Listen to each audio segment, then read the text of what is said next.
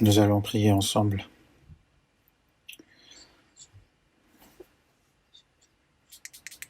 Dieu notre Père, qui est saint et qui nous aime,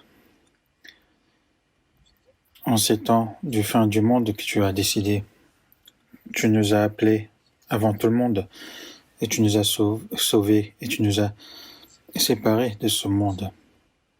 Et que le reste de notre vie, tu nous accordes pour obéir à ta parole et à vivre pour l'évangélisation. Et nous te remercions pour cela. À cette heure-ci, nous tous qui avons reçu le salut par le sang précieux du Seigneur Jésus, nous sommes réunis ensemble pour apprendre ta parole, pour communier ensemble. Et nous te remercions vraiment de nous permettre de communier dans le Seigneur. Et tu surveilles chacun d'entre nous et tu nous accordes par davantage de grâce. Et aide-nous aussi à nous établir davantage par ta parole sainte pour que nous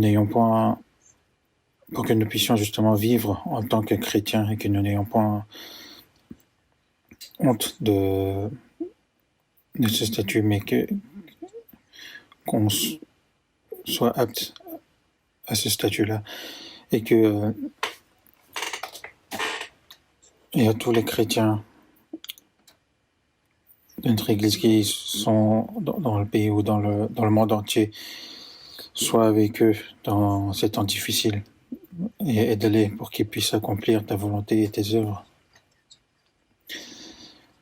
Et à cette heure-ci, il y a des frères et sœurs qui ne sont pas avec nous ou qui sont, aide-les à chercher davantage ta parole et écouter aussi ensemble ta parole pour qu'ils puissent la comprendre.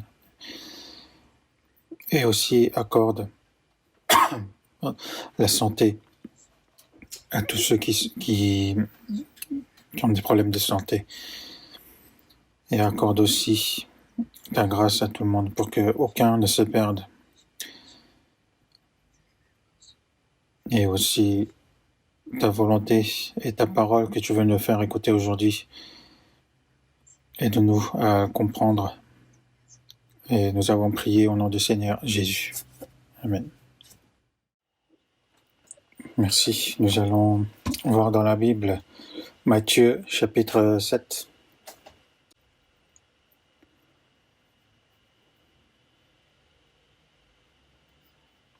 Matthieu chapitre 7.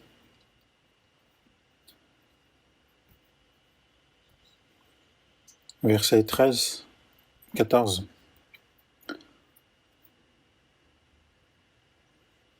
Matthieu chapitre 7, versets 13, 14. Entrez par la porte étroite, car large est la porte, spacieux est le chemin qui mène à la perdition, et il y en a beaucoup qui entrent par là. Mais étroite est la porte, resserrée le chemin qui mène à la vie, et il y en a peu qui les trouvent.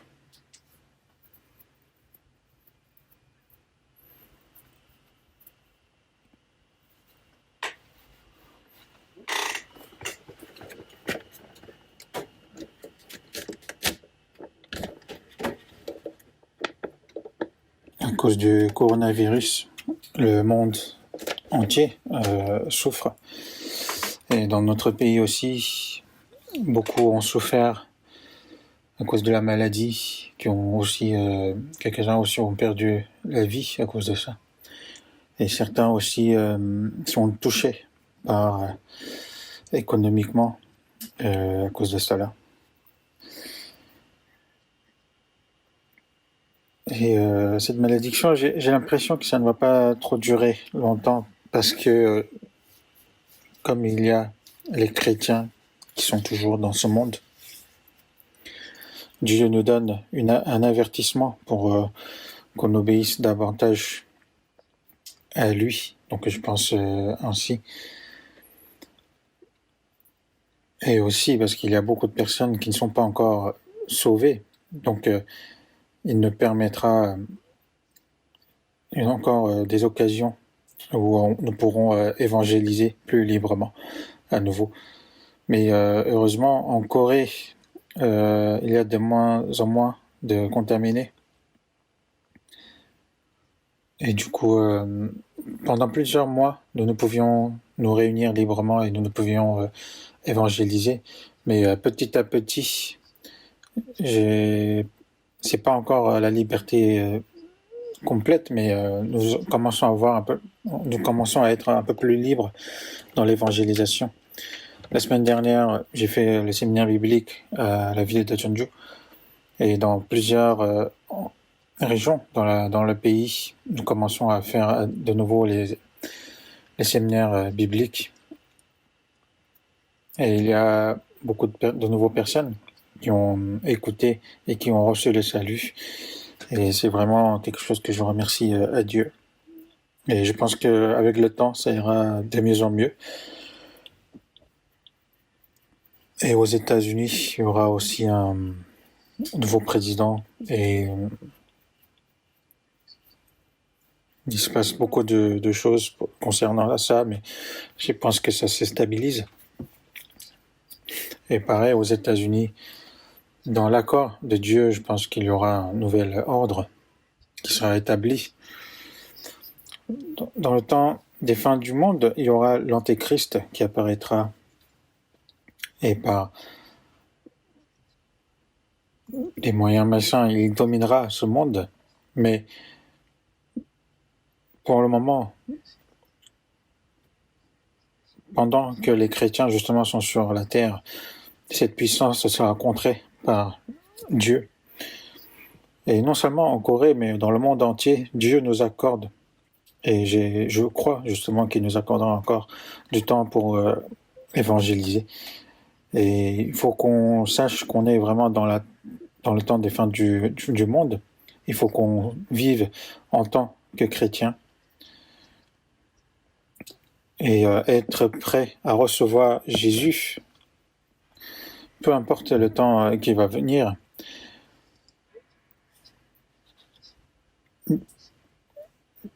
C'est dans les versets où aussi on voit que Dieu patiente justement pour qu'il ait de nouveau sauvé. Mais nous le savons et nous le sentons que c'est vraiment la fin des temps. Et il y aura une limite à sa patience. Et je pense que là, au moment où nous vivons, c'est vraiment vers la fin de sa patience. Donc aujourd'hui, nous allons apprendre la parole à partir du verset qu'on vient de lire. Jésus nous a donné une parole très importante ici. Il nous dit d'entrer par la porte étroite. Il y a les portes larges, les chemins qui sont larges, spacieux, mais il y a aussi le chemin qui est étroit, resserré.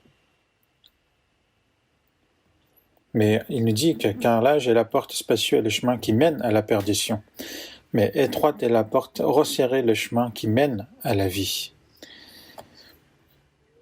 Donc c'est ces versets-là qu'on va voir ensemble aujourd'hui.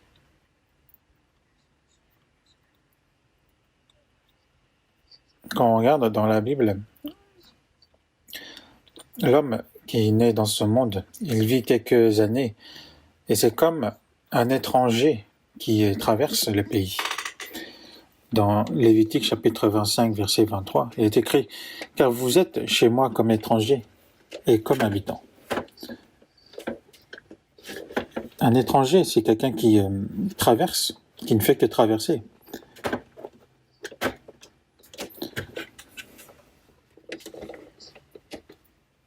Mais un étranger, ce n'est pas quelqu'un qui vagabonde, mais qui traverse pour une destination précise, que les autres sachent ou non qu'il traverse. Et les habitants signifient justement les étrangers. Ils sont en train d'étrangers, mais ils demeurent pendant quelque temps, mais ils devront repartir par la suite.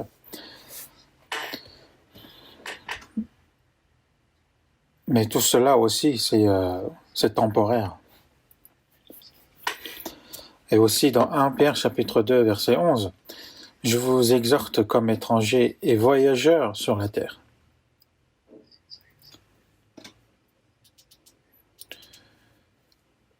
Il est aussi dit dans Hébreu, reconnaissant qu'ils étaient étrangers et voyageurs sur la terre.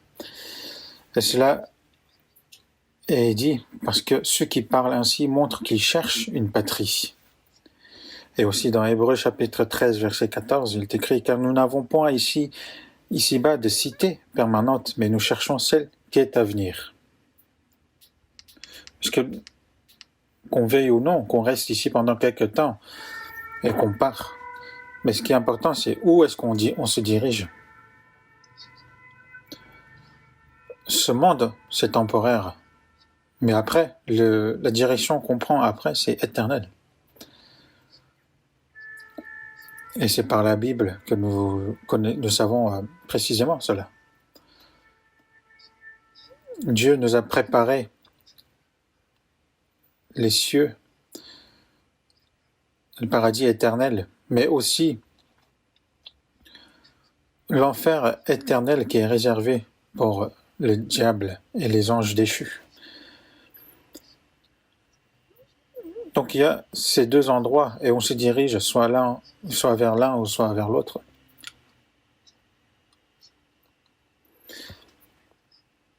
Donc je pense que ce monde justement n'est ni un paradis ni l'enfer, mais vraiment l'entre-milieu. En vivant dans ce monde, parfois on goûte au paradis, mais parfois on goûte aussi à l'enfer. Nous sommes entre l'enfer et le paradis et nous expérimentons justement les deux côtés. Quand j'entends les gens qui viennent de la Corée du Nord, oui, certes, quand les gens ils ont de la puissance, ils vivent bien, mais ceux qui n'ont... Mais les peuples normaux, justement, ils vivent vraiment dans l'enfer vivant sur Terre. Et justement, en venant en Corée du Sud, en ayant cette liberté, quand ils comparent leur vie, quand ils étaient en Corée du Nord, ils disent que la Corée du Sud, c'est comme le paradis. Et quand ils pensent à la famille qui est restée en Corée du Nord, ils ont vraiment mal au cœur. Et ils disent souvent ce genre de choses. Mais qu'on vive... comment on vive dans ce monde, il faut savoir que c'est temporaire. Mais une fois que ce temps sera terminé,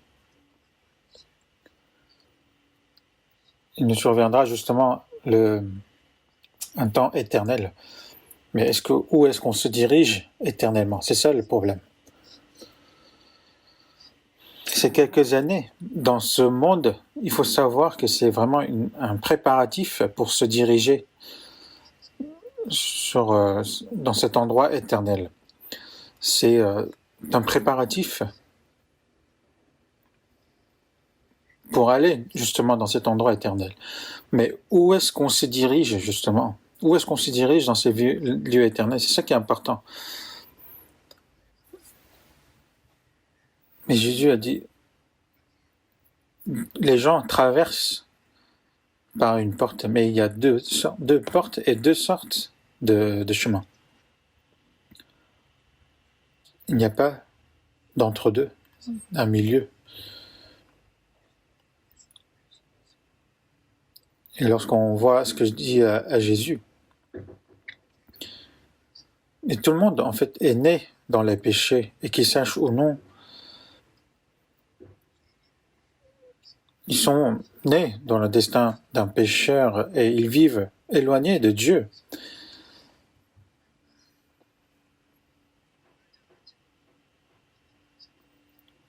Donc ceux qui sont issus d'Adam, justement, parce que comme ils sont pécheurs de naissance, ils se dirigent justement, ils ont déjà traversé cette porte large et se dirigent vers le chemin large, spacieux. Et comme il est écrit, nous étions tous errants comme des brebis, chacun suivait sa propre voie. Et nous étions éloignés du Seigneur. Et justement, ce chemin, c'est tout le monde, nombreux justement, sont éloignés, vivent éloignés du Seigneur. Et comme la terre retourne à la terre, la poussière retourne à la poussière, et que l'esprit retourne à Dieu. Donc une fois que l'esprit sera retourné à Dieu, on sera jugé à cause de nos péchés et donc on ira en enfer, ou soit on sera glorifié par Dieu et on ira au paradis. Donc c'est soit l'un ou l'autre. Donc chacun naissent dans ce monde, mais qu'ils sachent ou non, ils vivent éloignés de Dieu et qu'ils se dirigent vers ce chemin spacieux. Et c'est ça c'est ce qui est sûr. Mais dans Jérémie, chapitre 21, verset 8, il est écrit: Tu diras à ce peuple ainsi par voici, je mets devant vous le chemin de la vie et le chemin de la mort. Donc devant tous, Dieu a mis le chemin de la vie et le chemin de la mort. Donc qu'est-ce qu'il faut faire? En vivant sur cette terre, l'homme, le chemin qu'il pratique, est-ce que c'est le chemin qui est éloigné de Dieu, de mettre derrière son dos Dieu, de suivre la voie de l'iniquité? Et ça, il faut qu'on le sache.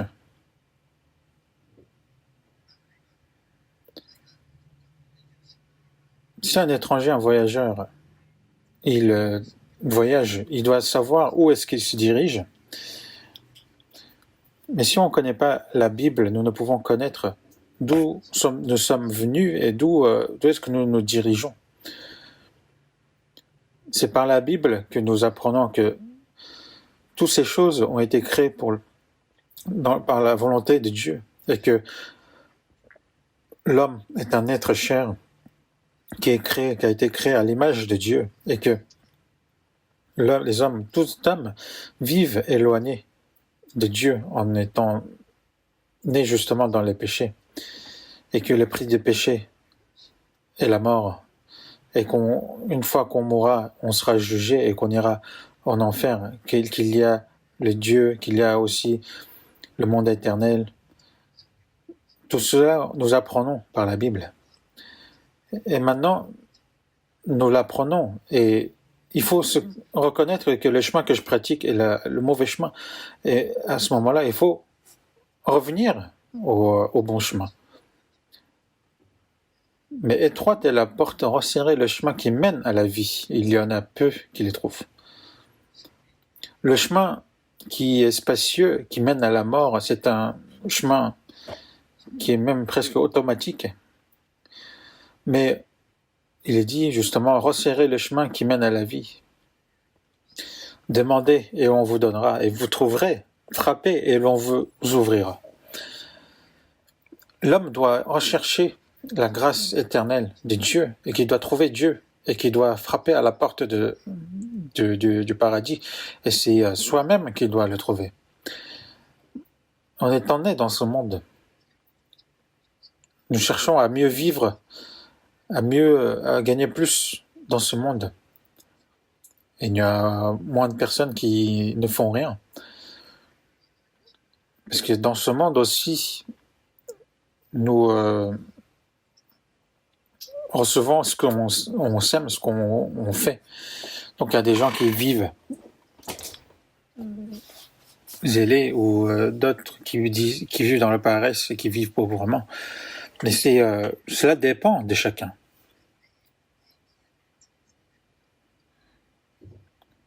Et il y a même dans ce monde des personnes qui sont nées avec rien, mais qui sont devenues qui ont créé des entreprises qui sont multinationales. Donc chacun dessine son chemin.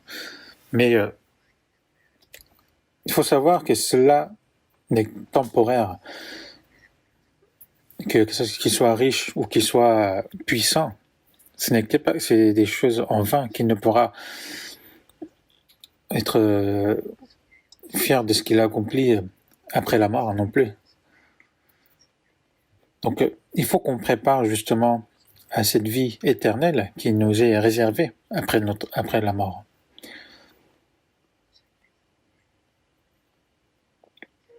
ce chemin étroit, resserré. C'est ce chemin. Justement, nous avons déjà traversé, nous qui sommes sauvés, cette porte étroite et nous empruntons justement ce chemin resserré. Mais il y a aussi beaucoup qui n'ont pas pris ce chemin. C'est pour ça, dans Proverbes, chapitre 14, verset 12, il est écrit « Telle voie paraît droite à un homme, mais son issue, c'est la voie de la mort. »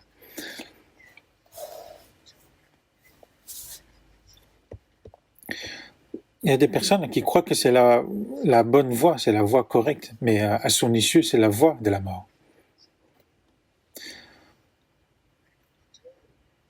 Mais aussi dans Proverbes, chapitre 15, verset 24, il est écrit pour le sage « Le sentier de la vie mène en haut, afin qu'il se détourne du séjour des morts qui est en bas. »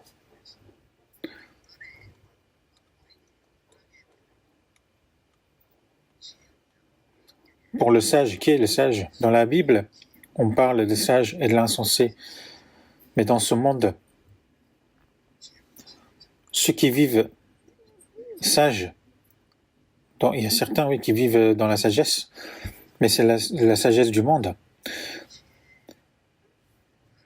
On ne parle pas de cette sagesse, mais on parle de la sagesse de connaître Dieu et qui obéit à la parole de Dieu. C'est ça qui est la sagesse. Et l'insensé dit que Dieu n'existe pas, et c'est le plus insensé de tous.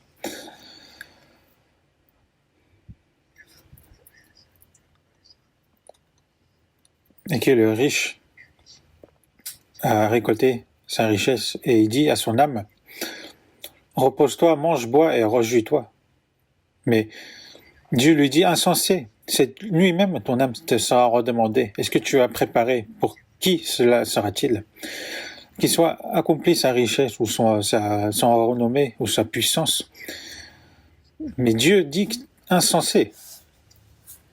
Est-ce que cela t'appartient? Dans ce monde, tous ceux qui ne connaissent pas Dieu sont des insensés. Qu'ils soient riches ou qu'ils soient pauvres, s'ils ne connaissent pas Dieu, ils ne préparent pas leur vie éternelle et ils vivent seulement pour ces quelques années. Et pour ces gens-là, sont des insensés qui ne sont pas différents des animaux sauvages. Il faut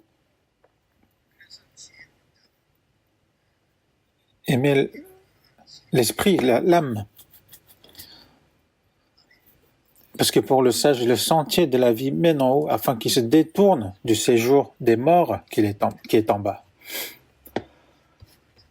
Donc nous qui sommes sauvés, comme cette parole, nous nous dirigeons justement vers le sentier de la vie qui mène en haut. Et ça, c'est la sagesse que Dieu nous a donnée. Et nous avons justement, nous sommes détournés justement du séjour des morts qui est en bas. Et dans Matthieu 7, chapitre 7, verset 13, donc, on nous dit « Entrez par la porte étroite. Car large est la porte, spacieux est le chemin qui mène à la perdition. Et il y en a beaucoup qui entrent par là. Mais étroite est la porte, resserré le chemin qui mène à la vie. Et il y en a peu qui se trouvent. Le chemin resserré, cela veut dire que c'est un chemin qui est dangereux, difficile à pratiquer. Et depuis mes années de collège, justement, j'ai fréquenté les églises et j'ai été vraiment zélé. Mais jusqu'avant que je reçoive le salut, je connaissais bien la Bible aussi, mais lorsque j'ai vu justement ceux qui entrent par la porte étroite et ceux qui entrent par la porte large,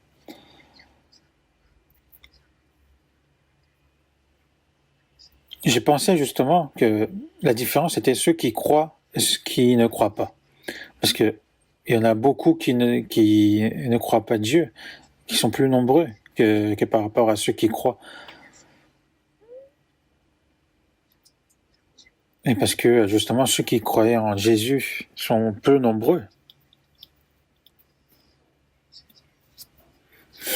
Et qu'il y a beaucoup de religions dans ce monde et qu'ils croient justement à d'autres dieux que Jésus. Et comme il n'y a pas d'autre Dieu que Dieu éternel, donc ceux qui ne croient pas en Dieu éternel sont ceux qui se dirigent vers la porte large, et que ceux qui croient en Jésus sont ceux qui ont traversé la porte étroite. C'est ainsi que j'avais pensé.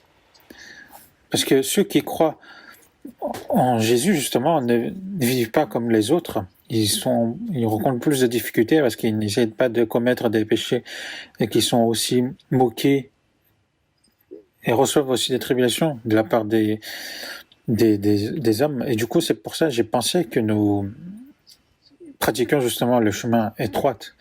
Mais après avoir reçu le salut et en apprenant la Bible, j'ai su que ce n'était pas cela. Et cette parole, si on continue avec les versets par la suite, ce n'est pas dans ce sens-là, mais justement dans le verset 21. Ceux qui me disent « Seigneur, Seigneur » n'entreront pas tous dans le royaume des cieux, mais celui-là seul qui fait la volonté de mon Père qui est dans les cieux.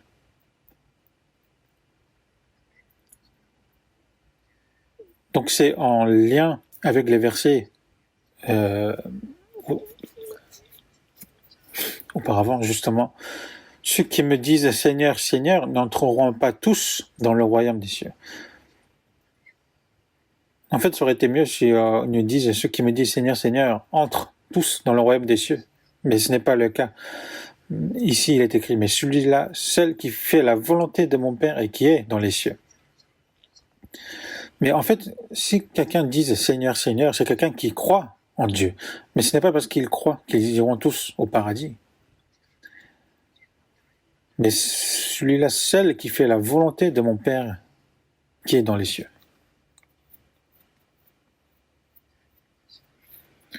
Quand je parle de ce verset, ceux qui croient en Jésus, ils disent « Ah bah c'est normal, parce que c'est destiné aux gens qui disent seulement par la bouche « Seigneur, Seigneur » et qui vont à l'église que les dimanches. » C'est ce genre de personnes qui parlent.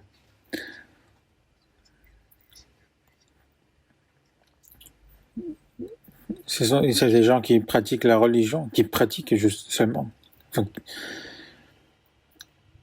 comme les autres. Oui, certes. Mais quand je leur demande, alors qu'est-ce que c'est de faire la volonté de mon Père? Ils répondent, ah bah c'est d'essayer de vivre selon la parole, de faire des bonnes œuvres, de faire des services, de vivre selon l'enseignement qu'on reçoit de l'Église. Et quand je leur demande, bah il faut faire jusqu'à quand? Est-ce qu'il y a un critère justement jusqu'à quand il faut le faire cela?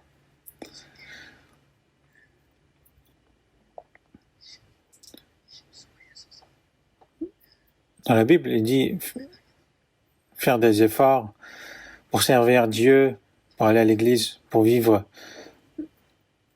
en faisant des bonnes œuvres, en faisant les dimanches, en faisant d'évangéliser.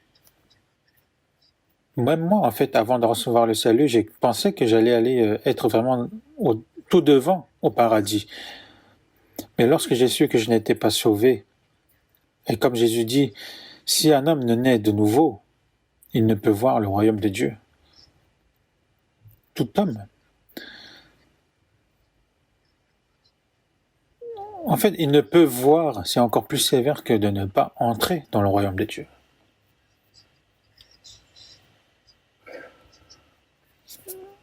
Donc ceux qui disent bien croire en Dieu, mais c'est quoi de bien croire?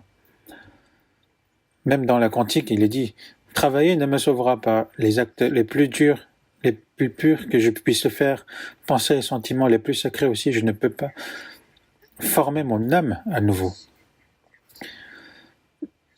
Mais nous ne sommes pas nés en étant zèle. Par exemple, un enfant, quand il naît, il n'est pas avec sa force. C'est sa mère qui fait les efforts pour le faire naître. L'enfant n'a rien fait, ne fait rien. c'est par la grâce du Seigneur, du Saint-Esprit que nous l'avons connu. Comme il est écrit dans Jean chapitre 1, versets 12 et 13, à tous ceux qui l'ont reçu, à ceux qui croient en son nom, elle a donné le pouvoir de devenir enfants de Dieu, lesquels sont nés, non du sang, ni de la volonté de la chair, ni de la volonté de l'homme, mais de Dieu. Ce n'est pas parce que les parents sont chrétiens que les enfants sont chrétiens.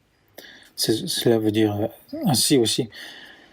Donc cela ne se fait pas aussi par sa propre volonté que par ses propres efforts. Ce n'est pas par la volonté de l'homme, que ce n'est pas quelque chose par des rites spirituels ou des rites religieux qu'on soit sauvé, mais c'est de Dieu.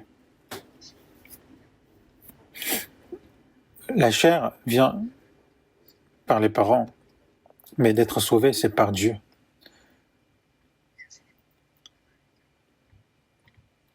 Jésus est né de Dieu, est venu de Dieu. Et par Jésus-Christ, ceux qui sont sauvés par Jésus-Christ sont ceux qui sont nés de Dieu. Comme un grain qui se sacrifie pour porter des fruits. Un s'est sacrifié pour justement porter plus de fruits, les enfants. Et lorsqu'on parle de cela, justement, ils ne comprennent pas. Ils disent, mais si je fais des efforts, si je fais beaucoup d'efforts, Dieu ne m'enverra pas en enfer. Mais ce n'est pas le cas. Parce qu'il nous a clairement dit que ce n'est pas le cas. Et dans le Matthieu chapitre 7, verset 22, il est écrit, « Plusieurs me diront en ce jour-là, Seigneur, Seigneur, n'avons-nous pas prophétisé par ton nom? N'avons-nous pas chassé les démons par ton nom? Et n'avons-nous pas fait beaucoup de miracles par ton nom? Alors je leur dirai ouvertement, je ne vous ai jamais connus. Retirez-vous de moi, vous qui commettez l'iniquité. » Si on regarde ici, donc ce jour-là, donc c'est le jour où nous nous retrouverons devant le Seigneur. Beaucoup diront, Seigneur, Seigneur, n'avons-nous pas prophétisé par ton nom? Nous étions des missionnaires, des pasteurs, des évangélistes. Et ça dont on parle, de la prophétisation. Et n'avons-nous pas chassé des démons par ton nom? Chasser des démons, ce n'est pas quelque chose qu'un homme ne peut faire. Par exemple, guérir des malades ou faire des miracles. Ce qu'il faut savoir, même les faux prophètes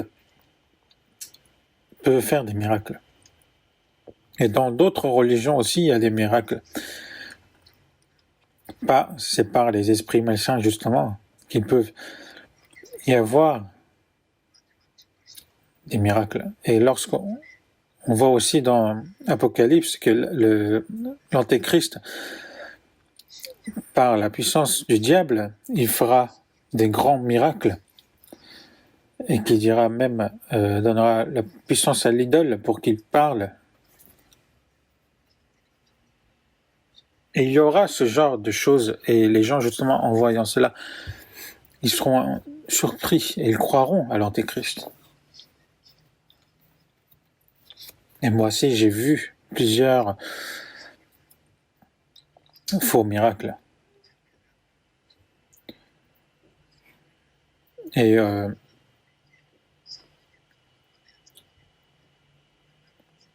après avoir reçu justement le salut pendant 4 ans, en ayant juste la Bible dans la main, j'ai parcouru vraiment tout le pays pour pouvoir rencontrer des personnes sauvées, en essayant de voir des personnes qui disent qu'ils ont des puissances de guérison, qui ont des puissances de parler en langue, enfin plusieurs personnes. Mais ce qui est incroyable, c'est qu'en ayant reçu le salut, il nous a donné aussi la puissance de discernement. Et en ayant rencontré toutes ces personnes, j'ai su que ce n'était pas cela. Et même à l'époque de Jésus, ils étaient nombreux, les faux prophètes.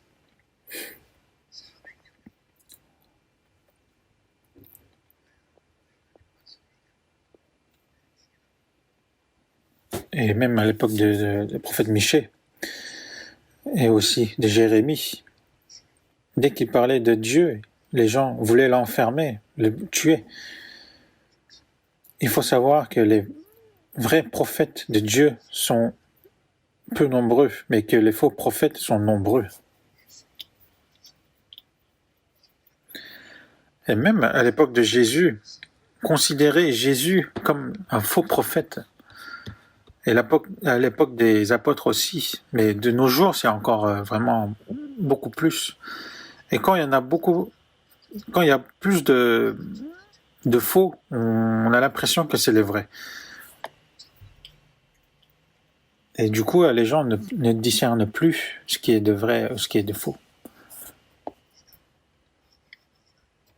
Il y a des faux, des faux, et même dans les religions traditionnelles, il y a des faux. Et même le diable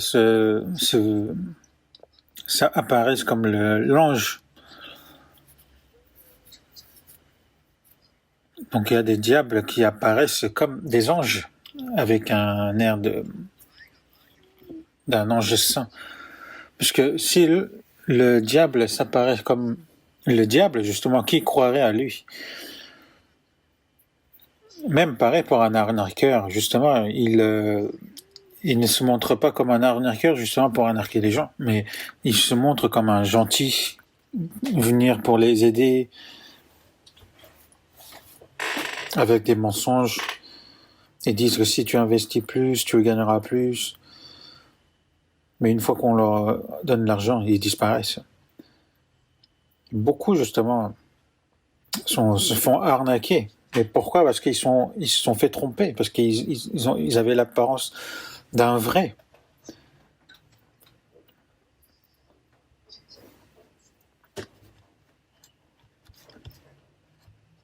Mais dans ce monde, justement,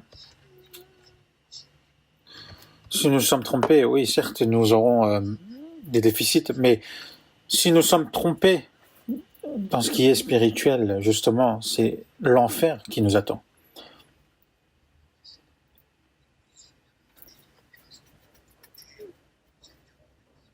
Et même ce prophète, justement, lorsqu'il sera devant le Seigneur, il dira: j'ai prophétisé par ton nom, j'ai chassé des démons par ton nom, mais c'est vrai ce qu'il a fait. Mais le Seigneur, qu'est-ce qu'il lui a dit? Je ne vous ai jamais connus. Pourquoi il ne les connaît pas? Parce qu'ils ne sont pas sauvés. Ils n'ont jamais été envoyés par Dieu. Dans Jérémie chapitre 23, verset 32, il est écrit: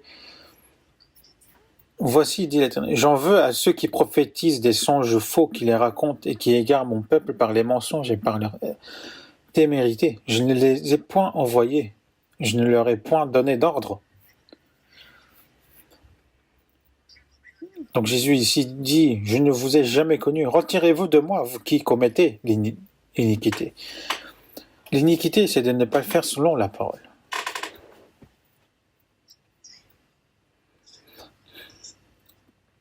Alors qu'ils disent qu'ils ont prophétisé par ton nom et qu'ils ont chassé des démons par ton nom. Donc maintenant je peux entrer dans ton royaume, n'est-ce pas, le Seigneur? Mais ça, c'est l'iniquité. Parce qu'une personne qui est sauvée, il ne dira pas cela. Il dira, quand il viendra avec le son de la trompette, oh, puis-je alors en lui être trouvé, vêtu de sa justice seule, irréprochable, pour se tenir devant le trône. Comme dit dans ce cantique, ce n'est pas par mes biens ou par mes actes que je cherche à entrer dans le royaume de Dieu, mais c'est par la justice du Seigneur, en ayant confiance. Et même dans Éphésiens chapitre 3, il est écrit: en qui nous avons, par la foi en lui, liberté de nous approcher de Dieu avec confiance. Si ce n'est pas le cas, justement, cela veut dire qu'on n'est pas sauvé, et c'est l'iniquité.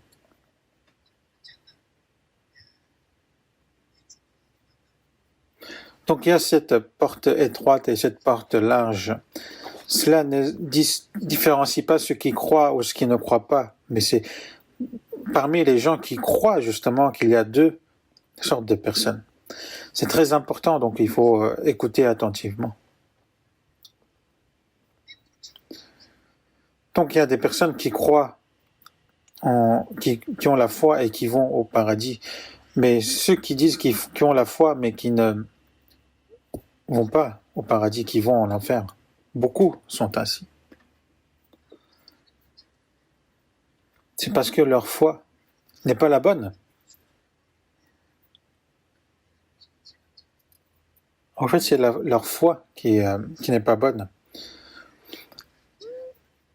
Une personne qui fréquente vraiment bien l'église dira qu'il pense que sa foi est bonne. Qui vont dire, notre ancien ou notre diacre, vous irez au paradis et vous serez vraiment bien récompensé. Mais sauf que c'est du mensonge.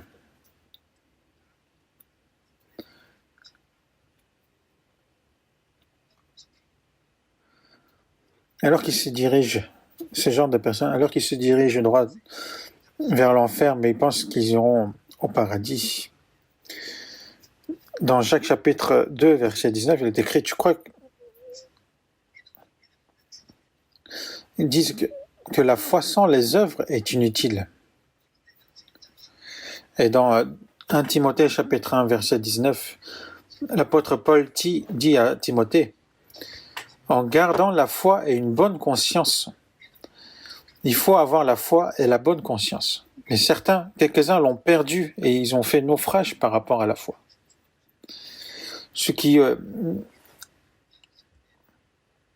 ne portent pas la bonne conscience, justement, cela, ils nous appellent, ils ont fait naufrage par rapport à la foi. Et dans 2 Timothée chapitre 3, versets 7 et 8, ils apprennent toujours, mais ils n'arrivent pas à la connaissance de la vérité.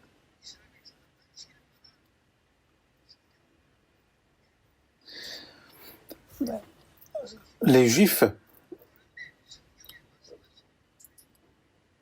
pendant tous les sabbats, ils lisent la Bible et ils pratiquent tous les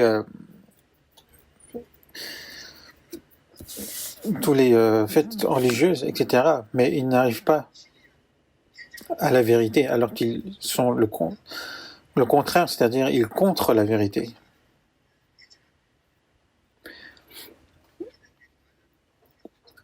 De même que Janès, Jambres s'opposèrent à Moïse, de même ces hommes s'opposent à la vérité, étant corrompus d'entendement, réprouvés en ce qui concerne la foi. Une foi qui fait naufrage. Il y a beaucoup ce genre de foi. C'est une foi, certes, mais qui ne mène pas au paradis. Alors que le peuple d'Israël, c'est un peuple choisi par Dieu, qu'il respecte les sabbats, qu'il respecte les 10 commandements, qui font le dîme, qui sont zélés devant Dieu. Mais c'est eux-mêmes justement qui ont renié Jésus-Christ envoyé par Dieu. Et comment est-ce de nos jours, c'est pareil. Dans Jean chapitre 8, verset 44, il est écrit, justement ces Juifs disent, Dieu est notre Père. Mais Jésus leur dit, vous avez pour père le diable.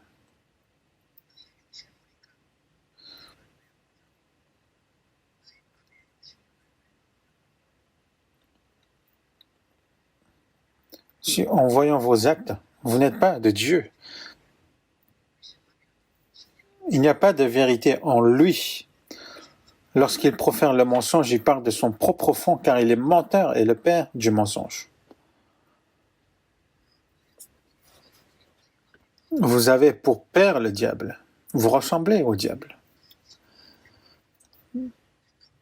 Donc il y avait une grande dispute, parce qu'ils se disent que c'est un peuple choisi, qui deviennent des sacrificateurs, des hommes de loi. Mais Jésus leur traitait. Jésus leur a dit que vous avez peur le diable. Et justement, ça a engrainé la dispute. Mais de nos jours, c'est la même chose. Lorsqu'on regarde l'histoire du christianisme,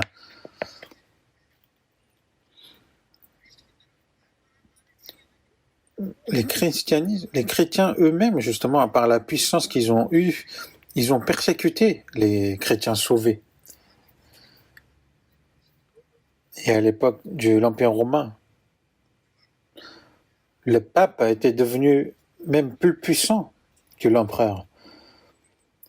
Parce qu'ils ont dit que les papes, c'est les disciples de Pierre et qu'ils ont la clé du paradis. Ce qu'ils ont fait dans le catholicisme, ils ont enfermé la Bible au sous-sol et ils ont parlé que de l'éthique. Et lorsqu'on leur contredisait, parce que ce qu'ils faisaient n'était pas juste selon la Bible, ils les tuaient tous.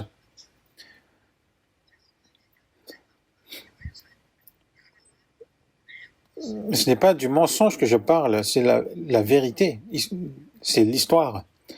Et eux, non plus, ils n'auront pas de contredire ce qu'on dit maintenant.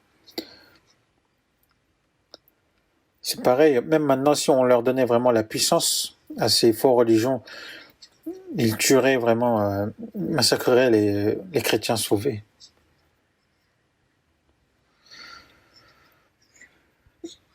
Même de nos jours, ceux qui n'ont pas justement cet évangile se mettent contre l'évangile, contre les églises qui ont l'évangile et persécutent les gens. Et dans Galates chapitre 4, verset 29, il est écrit, et même qu'alors celui qui était né selon la chair persécutait celui qui était né selon l'esprit. Ainsi en est-il encore maintenant.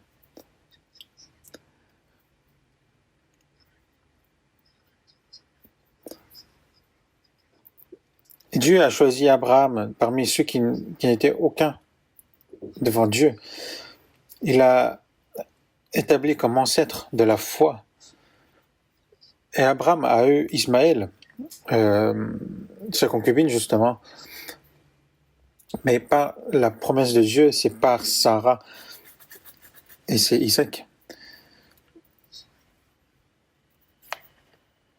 Et Ismaël justement frappait Isaac. Et Dieu a dit de chasser Ismaël et justement sa mère Agar de la tente. Parce qu'Ismaël avait frappé Isaac, maltraité Isaac.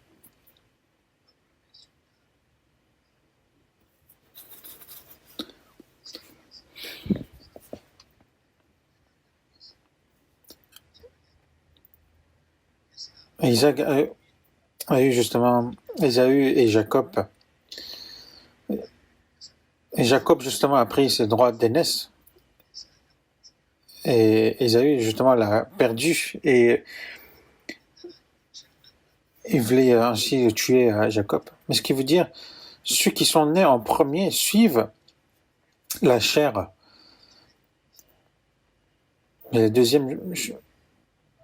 deuxièmes justement suivent ce qui est spirituel. Et celui qui suit la chair persécute celui qui suit l'esprit.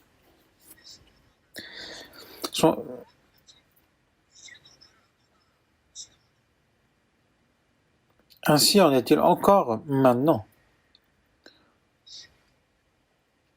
Comme celui qui est né selon la chair persécute celui qui est né selon l'esprit.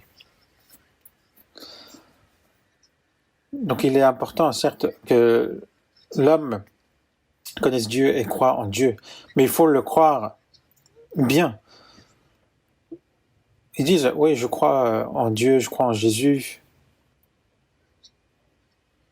mais qu'ils n'iront pas au paradis, parce qu'il y a le problème du salut qui n'est pas résolu. Certes, il est important d'avoir la foi, mais il est encore plus important d'avoir la bonne foi. Mais qu'est-ce que c'est de bien croire, avoir la bonne foi? Dans Romains chapitre 10, verset 17, ainsi la foi vient de ce qu'on entend, et ce qu'on entend vient de la parole de Christ.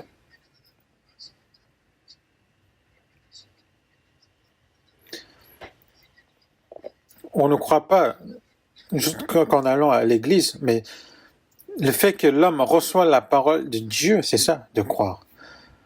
Ainsi, la foi vient de ce qu'on entend. Si on entend le bon enseignement, nous recevons justement le bon enseignement et la vérité, nous le croyons et nous recevons le salut. Et si c'est le contraire, on se dirige vers la mort. Si on doit apprendre, il faut apprendre le bon enseignement.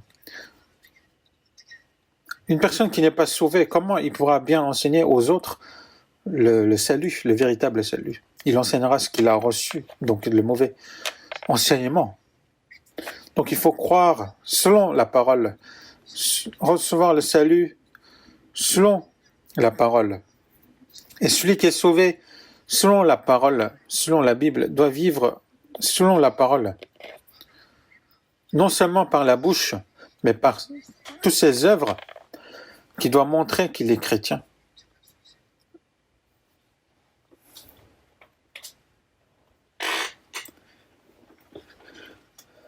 Recevoir le salut, être sauvé. En fait, les Coréens, avant, à l'époque, quand moi j'avais reçu le salut, justement, à cette époque-là, quand on disait être sauvé, c'était vraiment comme si on était orgueilleux. Mais il y avait un missionnaire qui était venu en Corée et qui avait parlé devant 1 million de personnes, qui avait prêché devant 1 million de personnes. Il disait, vous devez être sauvés. Les chrétiens, vous devez être sauvés. Que ce soit que vous êtes pasteur, vous êtes les anciens, vous êtes diacres, vous devez être sauvés. Que vous soyez américain, chinois, russe, coréen, il faut que vous soyez sauvés. Il continuait à parler de cela.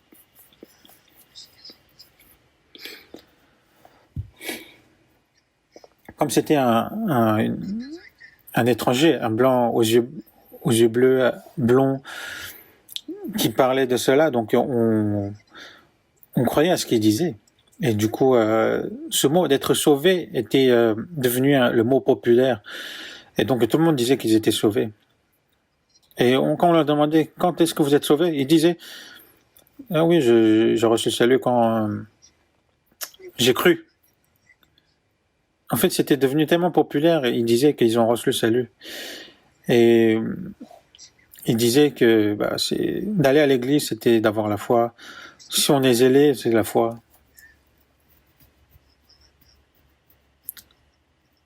Lorsqu'on demande aux Américains si vous êtes sauvés, ils disent qu'ils sont sauvés.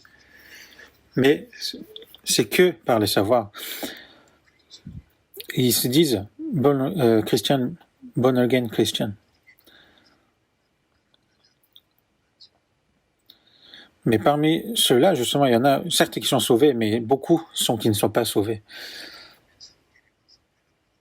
Et dans Jérémie, justement, on voit les gens qui viennent au temple de Dieu, qui disent nous sommes sauvés, mais c'est pour faire les mauvaises choses. Mais qu'est-ce qu'est le salut? Il faut recevoir le salut selon la Bible. C'est selon la Bible qu'on doit être transformé dans le cœur et dans la parole, et de vivre en tant que chrétien pour être reconnu aux autres comme les vrais chrétiens.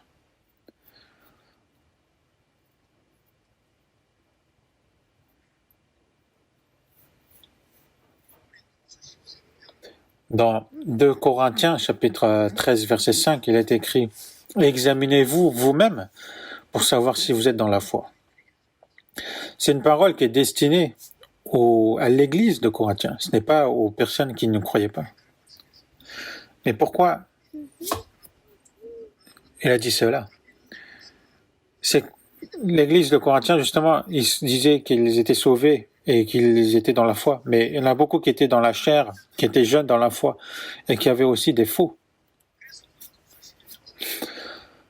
C'est pour ça, dans 2 Corinthiens chapitre 11, verset 4, il est écrit « Car si quelqu'un vient vous prêcher un autre Jésus que celui que nous avons prêché, vous recevrez un autre esprit que celui que vous avez reçu. »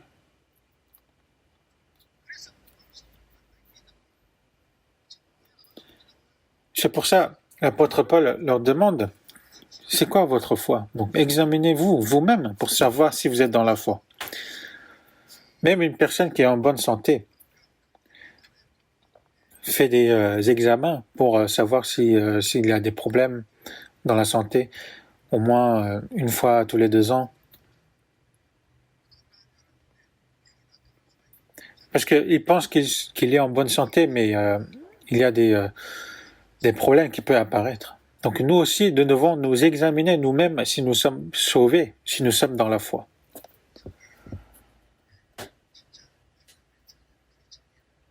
Est-ce que nous sommes vraiment les chrétiens sauvés dont sont la Bible? Donc nous devons nous examiner nous-mêmes, comme si nous examinons notre santé. Nous allons alors être diagnostiqués si nous sommes en bonne santé ou si nous sommes malades. Si nous sommes malades, si nous sommes diagnostiqués malades, justement, il faut que nous faisions le nécessaire pour retrouver la santé. C'est pareil. Il faut s'examiner soi-même si nous sommes dans la foi. Mais c'est par la parole, justement, nous avons la foi. C'est par la parole, justement, qu'on doit diagnostiquer. C'est par la parole que nous le croyons, c'est par la parole que nous sommes sauvés. Même si notre vie n'est pas encore parfaite, si on se transforme de petit à petit, comme en tant que chrétien, en tant qu'enfant de Dieu, est-ce qu'on essaye vraiment de se ressembler au Seigneur? C'est ça qu'il faut examiner. Alors que soi-disant, nous sommes sauvés, si notre vie sont identiques à ceux qui ne croient pas en Dieu, c'est un vrai problème. Le problème du salut personnel, il faut que ce soit 10 fois ou 100 fois ou même 1000 fois, il faut examiner soi-même. Si nous avons reçu par la parole, nous sommes certains de notre salut.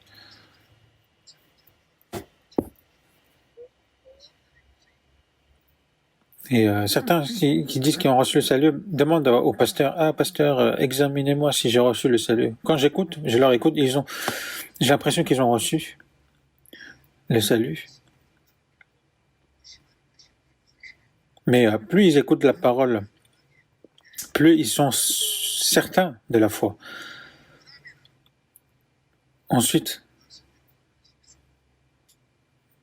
il faut obéir à la parole petit à petit.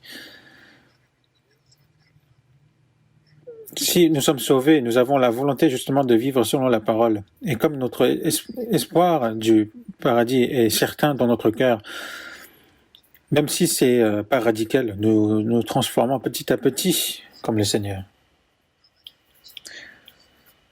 Quand on laisse un bébé tigre et un bébé chien, un chiot justement, ils sont...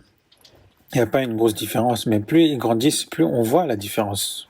Parce que le tigre a ses côtés sauvages en lui.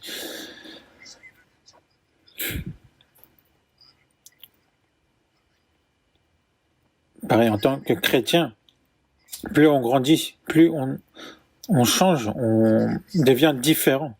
Il faut qu'on soit différent. Comment nous pouvons être identiques aux autres? Comment la lumière et les ténèbres pourra être identiques? Comment une personne qui va en enfer et une personne qui va au paradis pourront vivre identiquement? C'est impossible.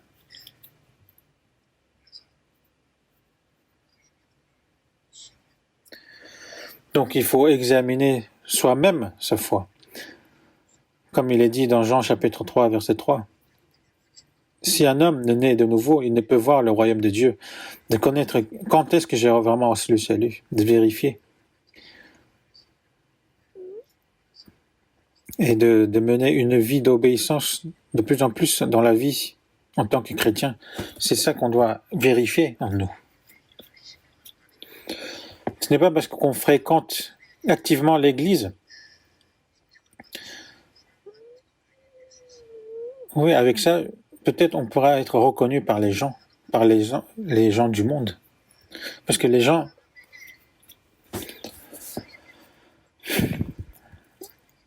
en fait essayent de se faire reconnaître par d'autres personnes, que ce soit par les pasteurs ou par d'autres personnes qui sont comme lui.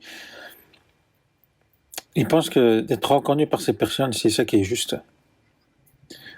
Mais la bonne foi, ce n'est pas cela. La foi correcte n'est pas cela. La foi qui est reconnue par Dieu, c'est par Dieu qu'il faut être reconnu.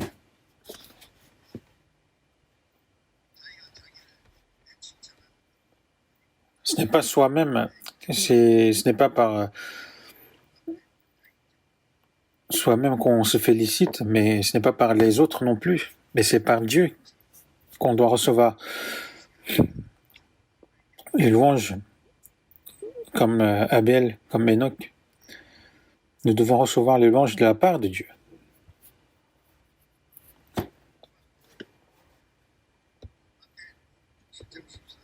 Dans Matthieu chapitre 4, verset 14, « Mais étroite est la porte, resserrée le chemin qui mène à la vie, et il y en a peu qui le trouvent. » Il faut qu'on réfléchisse le fait qu'il y en a peu.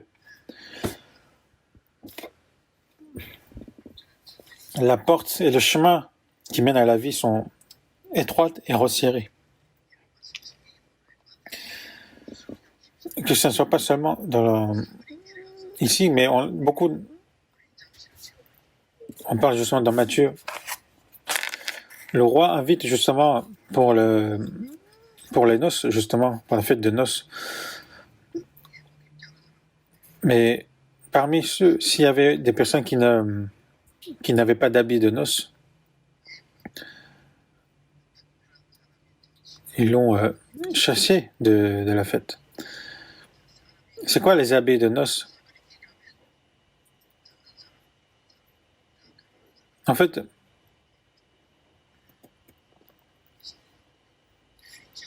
il y a des personnes qui sont tous différents, qui soient riches, pauvres, qui sont malades, etc.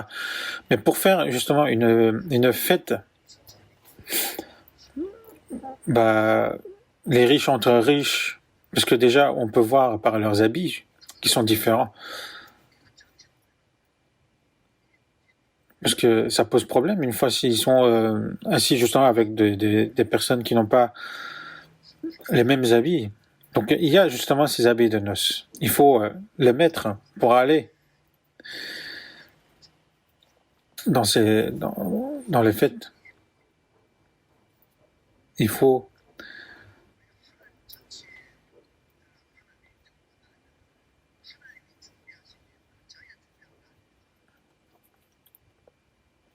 préparer justement ces habits de noces, mais ce n'est pas soi-même qui prépare, mais c'est Dieu qui nous le prépare pour nous. Dans Ésaïe chapitre 61, verset 10, il est écrit « Je me réjouirai en l'Éternel, mon âme sera ravie d'allégresse en mon Dieu, car il m'a revêtu des vêtements du salut, il m'a couvert du manteau de délivrance, comme le fiancé s'orne d'un diadème, comme la fiancée se pare de ses joyaux. » Lorsqu'on reçoit le salut, nous recevons justement ces habits de noces. Par exemple, pareil aussi, le fils qui s'est enfui, justement, lorsqu'il est revenu, on lui a enlevé ses habits et on lui a vêtu des habits nobles. Dans la Cantique, il est écrit « As-tu un habit de noces pour recevoir le Seigneur Jésus-Christ quand il viendra? Votre corps est-il prêt à entrer dans le ciel du lieu saint ?» Lorsqu'on est habillé justement de ces habits de noces, nous avons la confiance pour rentrer dans le royaume de Dieu. Certains disent « Ah moi, mais déjà mes habits ils sont bien et c'est fait en Angleterre, c'est vraiment ça coûte très cher. Donc je peux rentrer avec ça. » Mais si le roi voit cela, il va dire « Pourquoi n'es pas-tu habillé des habits de noces ?»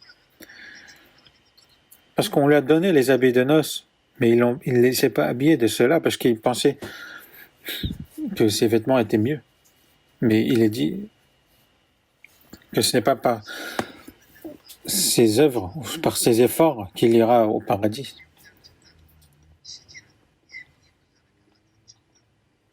En fait, le fait qu'il y a peu qui se dirigent vers ce chemin, cela signifie qu'il y en a peu qui sont habillés de ces habits de noces. Il y a beaucoup de chrétiens, mais il y en a peu qui sont sauvés. En fait, j'ai essayé de ne pas trop approfondir parce que ça peut créer des malentendus, mais il y a vraiment trop peu de chrétiens sauvés. Donc, à Corinthiens chapitre 10, verset 5, il est écrit. En fait, le peuple d'Israël a été sauvé de l'Égypte par Moïse. Et lorsqu'ils sont sortis de l'Égypte, donc ils dénombraient justement le peuple. En fait, ils dénombraient seulement les hommes qui pouvaient marcher de longues distances. Ils ne comptaient pas les femmes ni les enfants. C'était 600 000. Et parmi ces 600 000, il n'y avait que Josué et Caleb qui sont rentrés dans la terre de Canaan. D'autres sont tous morts dans le désert. Seulement ceux qui sont nés dans le désert et ceux qui sont sortis de l'Égypte, alors quand ils étaient jeunes, seulement ceux-là sont rentrés dans la terre de Canaan. C'est pour ça qu'il est écrit dans 1 Corinthiens chapitre 10 verset 5. Mais la plupart d'entre eux ne furent point agréables à Dieu puisqu'ils périrent dans le désert. Ce n'est pas le nombre qui a plu à Dieu. Même s'ils sont nombreux, il y a des faux. Les faux sont des faux.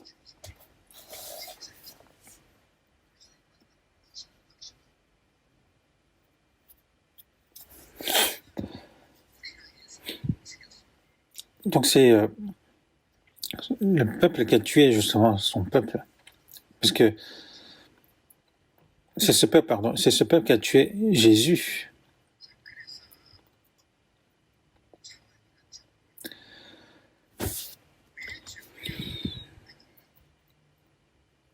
Et il y en a peu qui les trouvent. Mais pourquoi?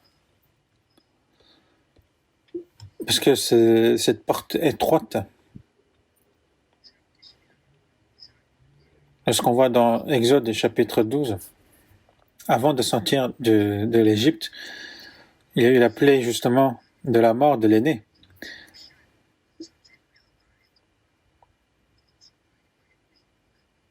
Et les Israéliens justement avaient mis le sang justement devant leur porte. Et ceux qui... Et justement dans l'Exode, ils disent « Le sang vous servira de signe sur les maisons où vous serez. Je verrai le sang et je passerai par-dessus vous. Et il n'y aura point de plaie qui vous détruise quand je frapperai le pays d'Égypte. » À la place de l'aîné, c'est l'agneau qui est mort à sa place. Et comme il est écrit dans 1 Corinthiens chapitre 5 verset 7, car Christ notre Pâque a été immolé. C'est Jésus-Christ qui est mort à notre place. Et ensuite, grâce à son sang, justement, la plaie nous a été épargnée. Et pas son sang. Il est devenu notre Pâque qui a été immolé.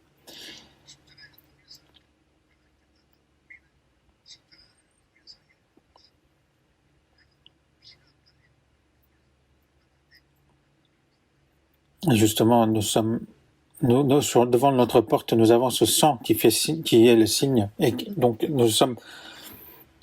et Dieu passe par-dessus nous.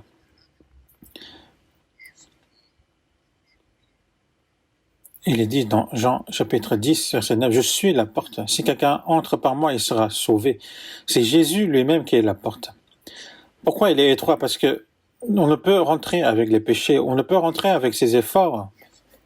C'est seulement par le sang du Seigneur qu'on peut entrer. C'est pour cela qu'il est étroit.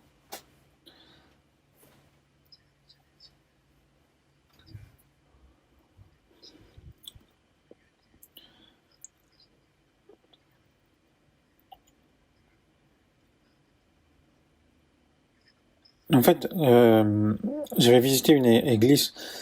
L'église est grande, mais la porte est petite. Et ce qui avait marqué dessus était la porte qui mène à la vie et la porte étroite. Mais c'est un mensonge.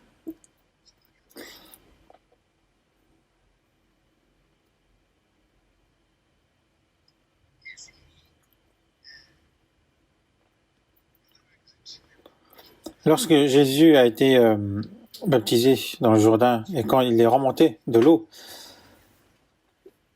dans Matthieu chapitre 3 verset 16, il est écrit « Quand il sortit de l'eau, et voici les cieux s'ouvrirent. Par les péchés de l'homme, les portes des cieux étaient fermées. La porte vers Dieu était fermée. Mais par la venue de Jésus, par sa mort, la porte des cieux s'ouvrirent.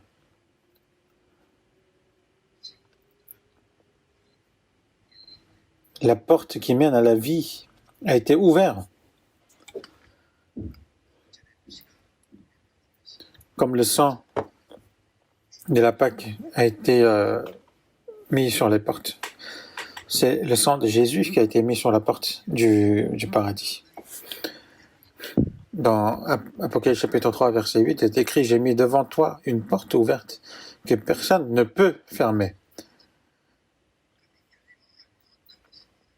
J'ai mis devant toi une porte ouverte que personne ne peut fermer. Cette porte est grande ouverte. C'est par la foi qu'on entre.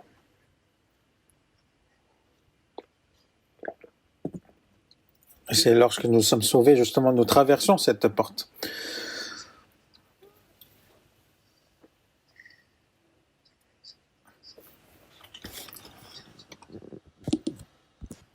Et on voit dans le voyage du pèlerin, Christian qui sort de sa ville et qui se dirige vers le paradis. Et il avait justement cette porte étroite. Et une fois qu'il a franchi cette porte étroite, ses péchés qu'il avait sur le dos se sont tombés et il marchait légèrement.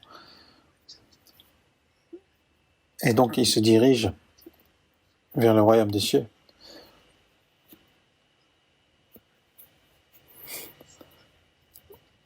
La porte, c'est qu'une fois qu'on traverse, mais c'est le chemin qu'on le prend toute notre vie. Dans Jean chapitre 14, verset 6, Jésus a dit « Je suis le chemin, la vérité et la vie. Nul ne vient au Père que par moi. » Le chemin, la vérité et la vie.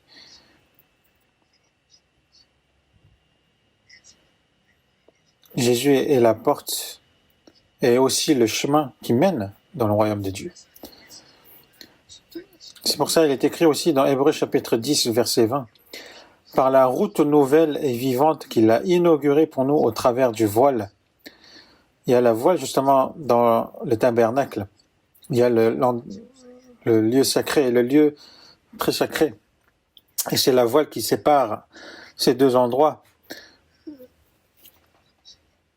Et cette voile est là justement parce qu'il y a les péchés qui séparent justement Dieu et les hommes. Et les sacrificateurs, justement, le grand sacrificateur, justement, pour faire le pardon des péchés une fois par an, il traverse cette voile avec le sang de l'agneau.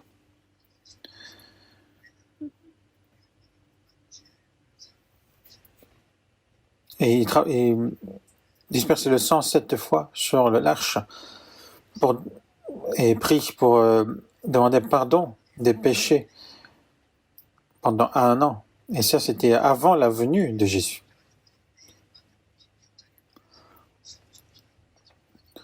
Et lorsque Jésus a été crucifié sur la croix, cette voile a été déchirée du haut vers le bas. Et Dieu, justement, a déchiré cette voile qui était le mur entre les hommes et Dieu. Donc cette route nouvelle et vivante qu'il a inaugurée pour nous au travers du voile, c'est-à-dire sa chair. Lorsque le Seigneur était sur cette terre, en lui, il y avait Dieu. Et en dehors, justement, il y a les pécheurs. Donc qu'est-ce qu'il y a entre Dieu et les hommes? Il y a la chair du Seigneur. À cause de nos péchés de la chair, il est venu en tant qu'homme. Et par sa mort, justement, cette voile qui nous séparait entre Dieu et les hommes se sont séparés, a été déchirée. Et c'est une route nouvelle et vivante. C'est comme une autoroute envers Dieu qui nous est tracée. Et quand on voit vraiment les paroles de la Bible, on peut comprendre que Dieu a vraiment clarifié les choses, et que c'est clair. Et dans Luc chapitre 13, verset 25,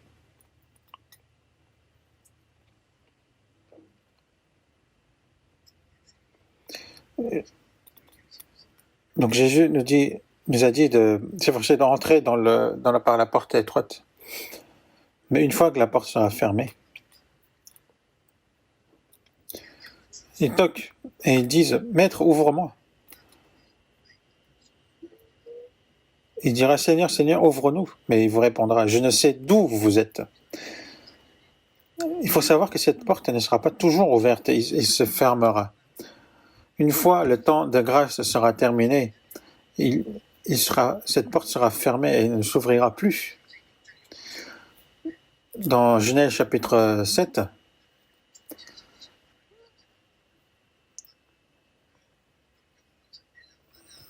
après le déluge, il a averti pour le déluge et une fois l'arche construite, il est écrit, il en entra mâle et femelle et toute chair comme Dieu l'avait ordonné à Noé. Puis l'Éternel ferma la porte sur lui. Et il y a eu la pluie pendant 40 jours et 40 nuits. Tous les montagnes étaient couvertes par l'eau.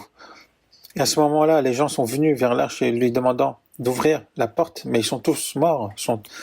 C'était trop tard. Une fois la porte fermée, elle ne s'ouvrira plus. Dans Matthieu chapitre 25 aussi,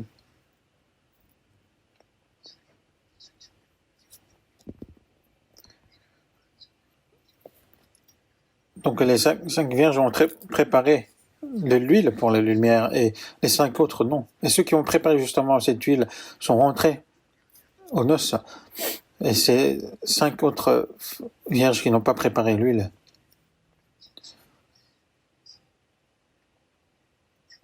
la porte de noces a été fermée. Même s'il tapait pour ouvrir la porte, le Seigneur a répondu « Je ne vous connais pas ».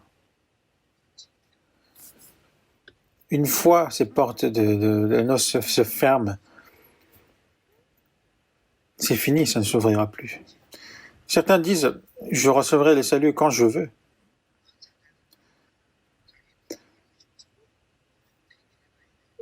Mais il faut savoir que ce n'est pas possible. Lorsqu'on se rend compte que le problème de salut n'est pas résolu, il faut mettre toute chose derrière ce problème-là. Il faut résoudre cela en premier. On fournit vraiment des efforts pour garder la santé pour ce corps qui n'est que temporaire. Et en se disant, en vivant, je recevrai d'autres occasions pour recevoir le salut. Mais quand? Il faut d'abord régler ce problème du salut et de vivre avec la confiance du salut.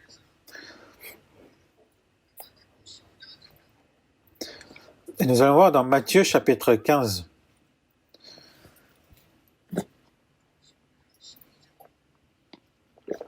Matthieu chapitre 15, verset 12. Alors ses disciples s'approchèrent et lui dirent « Sais-tu que les pharisiens ont été scandalisés par les paroles qu'ils ont entendues ?»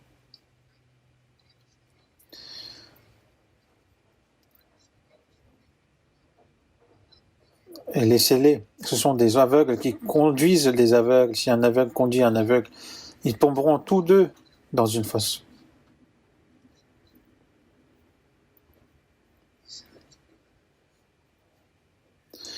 Les religieux d'Israël, que ce soit les pharisiens, les sacrificateurs ou les hommes des professeurs de la loi, ils enseignaient la Bible, mais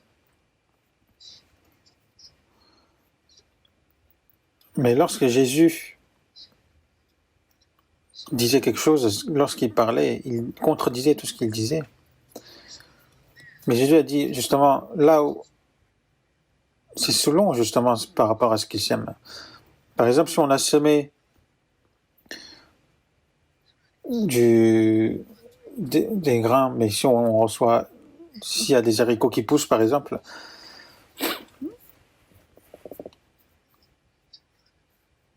en fait, toute plante n'a pas planté mon Père céleste sera déracinée. Ça veut dire que ceux qui croient en Dieu, mais qui n'ont pas justement la vie de Dieu, justement, seront déracinés, envoyés en enfer. C'est un problème très sérieux. Parce que qu'est-ce que Dieu a semé? Si nous ne sommes pas sauvés, par l'eau et l'esprit, dans 1 Pierre chapitre 1 verset 3,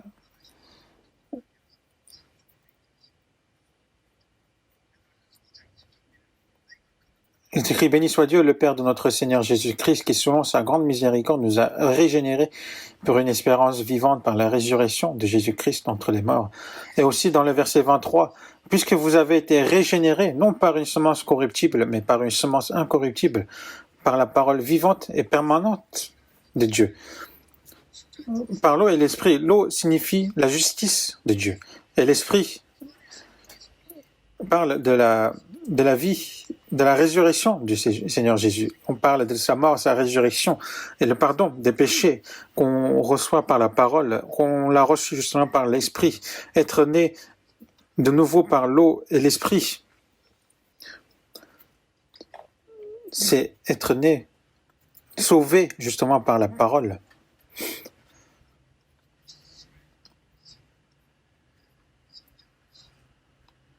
Dieu a planté une semence incorruptible, là où il y a une espérance vivante et la vie.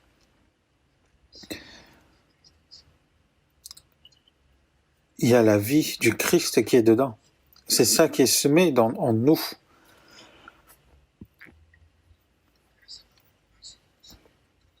C'est tout ce qui n'est pas sauvé par la parole, qui soit vraiment un grand chrétien de l'apparence. Dieu le déracinera et enverra en enfer.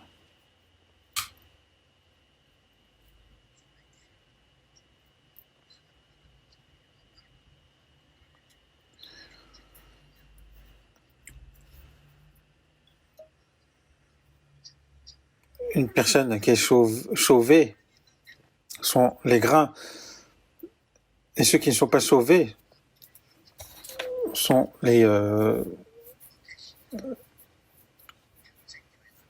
justement les restes qui seront envoyés dans le feu qui ne s'éteint point.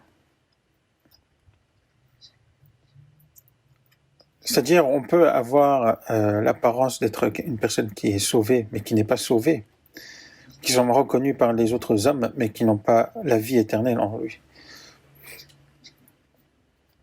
Ceux qui sont sauvés, donc ceux qui sont sauvés sont les grains, et que Dieu les garde dans sa grange.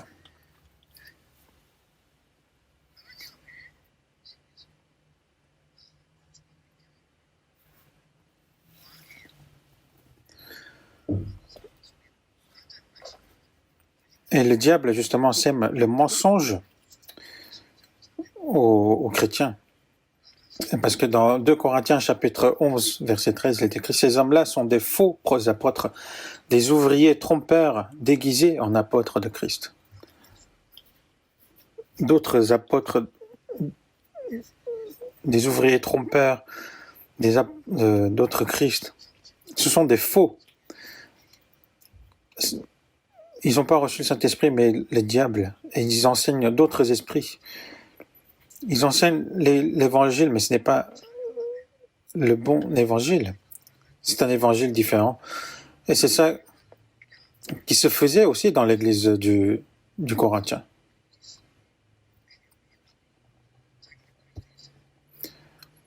Et qu'il est écrit, ces hommes-là sont des faux apôtres, des ouvriers trompeurs, déguisés en apôtres de Christ. Et cela n'est pas étonnant, parce que Satan lui-même se déguise en ange de lumière. Alors qu'en étant déguisés en ange de lumière, ils se disent qu'ils sont les ouvriers de Dieu. Et justement, les ouvriers du diable, justement, pourront aussi être déguisés en tant qu'ouvriers des anges de lumière.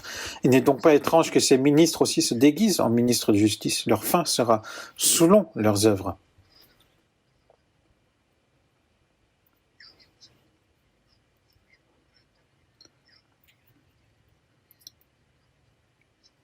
Un agneau a l'air sage et a l'air gentil, mais à l'intérieur, ils ont justement l'apparence d'un agneau, mais ils seront les ouvriers justement du diable. Donc il faut vraiment faire attention. Et si une personne qui n'est pas sauvée, il pourra très bien être pris par n'importe quel esprit mauvais. Parce que en ce moment, le diable justement crée vraiment beaucoup de faux. Il y a quelqu'un qui m'avait donné une montre fausse. C'était des faux Rolex, faux Omega, qui coûtaient 20, 30 euros. Mais quand je regarde, j'observe, j'ai l'impression que c'est des vrais, c'est pas des faux.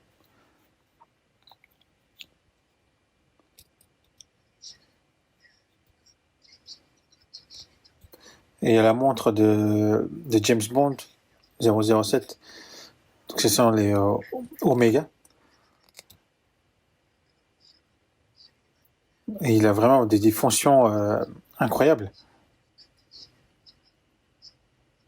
J'avais reçu une montre fausse, justement, de cette montre de James Bond, mais qui est faux, bien sûr. Mais il est vraiment immense. Mais il marche très bien. En plus, il est automatique. Moi, à mes yeux, c'est vraiment... Ça a l'air vraiment vrai. Mais en fait, même si j'ai envie de le mettre, je peux pas le mettre parce que certains le verront et se diront ah, notre pasteur il met des montres Oméga. Donc à cause de ça, donc je mets pas de montre, je mets pas ces montres.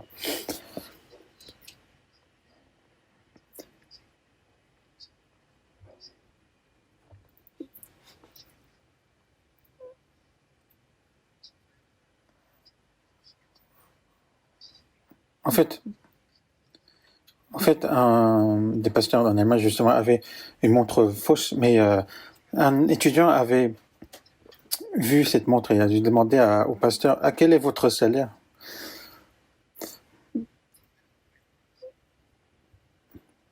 Mais peut-être je mettrai ces montres, mais sachez que c'est fausse, que ça a coûté que 20, 30 euros. Mais en tout cas, dans ce monde est rempli de faux.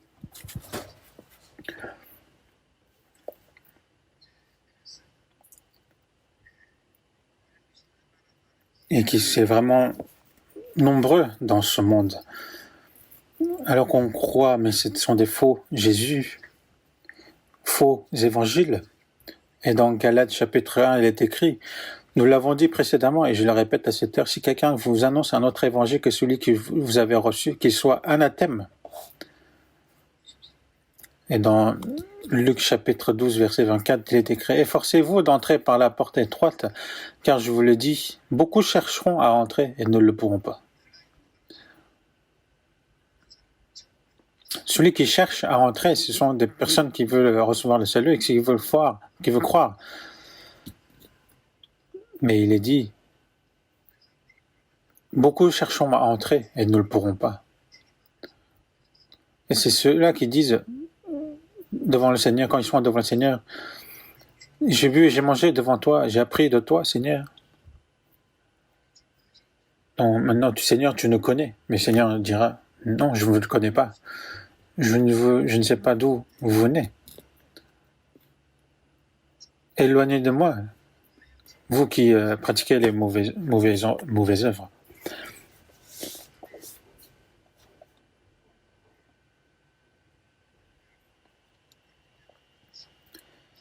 Sachez que ce problème est vraiment un problème grave.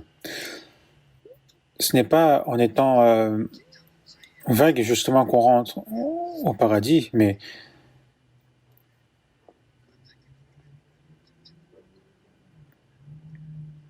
il faut savoir, un faux chrétien, s'il reste vague justement, il ne pourra jamais entrer au paradis. Donc comme le Seigneur nous a dit, nous avons déjà traversé cette porte étroite une fois quand nous sommes sauvés. Et nous sommes sur le chemin justement qui mène au royaume des cieux. Et nous rencontrons justement beaucoup de tentations et de difficultés. Mais par la parole, nous devons tenir bon et de se diriger vers le Seigneur. Donc il faut apprendre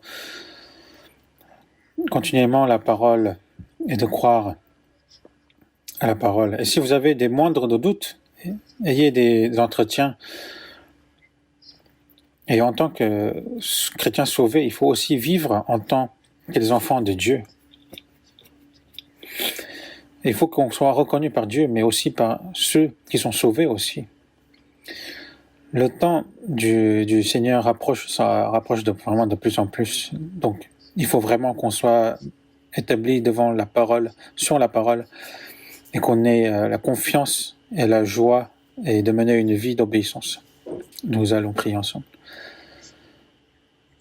Seigneur, Dieu notre Père qui est plein de grâce, nous étions éloignés de toi et nous étions dans les péchés, mais par ta miséricorde, tu nous as connus avant que nous te connaissions et que le Seigneur Jésus-Christ a reçu à notre place le jugement et que par son sang précieux, il nous a pardonné nos péchés éternellement. Et tu nous as sauvés sans rien en retour de notre part et tu nous as fait croire et tu nous as établis en tant que des enfants de Dieu et tu nous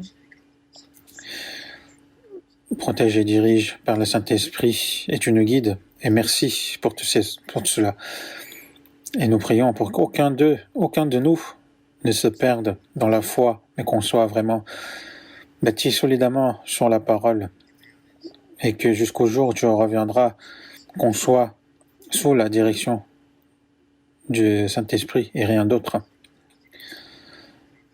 Et aussi, s'il y a des personnes qui disent croyants, mais qui n'ont pas encore la certitude, accorde-leur la certitude et qu'ils puissent avoir la foi certaine et ainsi de pouvoir vivre en tant que chrétiens. Et nous allons prier au nom du Seigneur Jésus. Amen.